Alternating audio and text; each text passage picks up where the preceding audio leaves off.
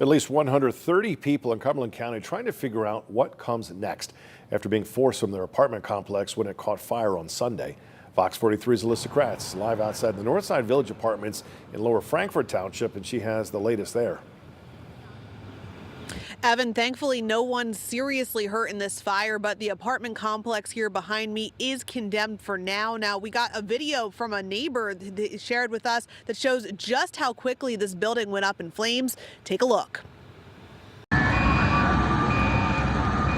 Cell phone video shows thick black smoke and flames overtaking part of this apartment complex near Carlisle on Sunday evening. The fire forcing at least 130 residents from their homes. It was like a panic almost because, like I said, our cat was in there. And then after, I'm like, oh my gosh, that's all of our stuff. Like, I mean, I just moved here out of state, so that's everything I have just in the apartment. I was looking up that the flames didn't get to it, but it was shocking, really. We're told a few people spotted the flames from the parking lot and quickly took action. They seen the fire, they went in, pulled the pool station. Other residents went through, and I think the police as well, start knocking on doors, getting people out. The flames sparked on this upper patio. The fire chief says someone was barbecuing on a personal grill, something he's told is against property policy, and discarded charcoals before they were cool. They weren't completely out. They went into a container next to the wall, and that had vinyl siding, which led to a fuel, and because that melts into a liquid, which extended the fire. Now residents are left to find another place to stay. Thanks to renter's insurance, Jessie Hilliard and her boyfriend are at the hotel next door for now. They are letting us back on here in a little bit to get like what we need, like essentials, but they said that the rebuild would take 2 to 4 weeks or so.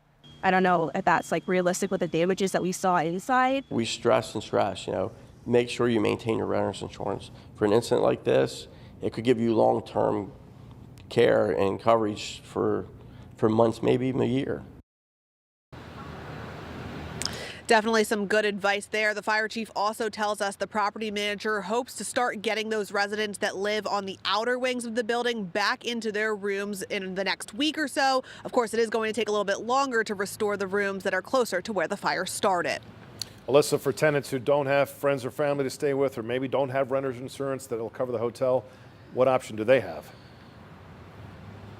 Yeah, Evan, so the Red Cross has opened an emergency shelter at a nearby church. Now, as of this afternoon, no one was utilizing that shelter, but they are keeping it open in the event someone needs it. Evan? All right, Alyssa Kratz, live in Cumberland County. Thank you very much.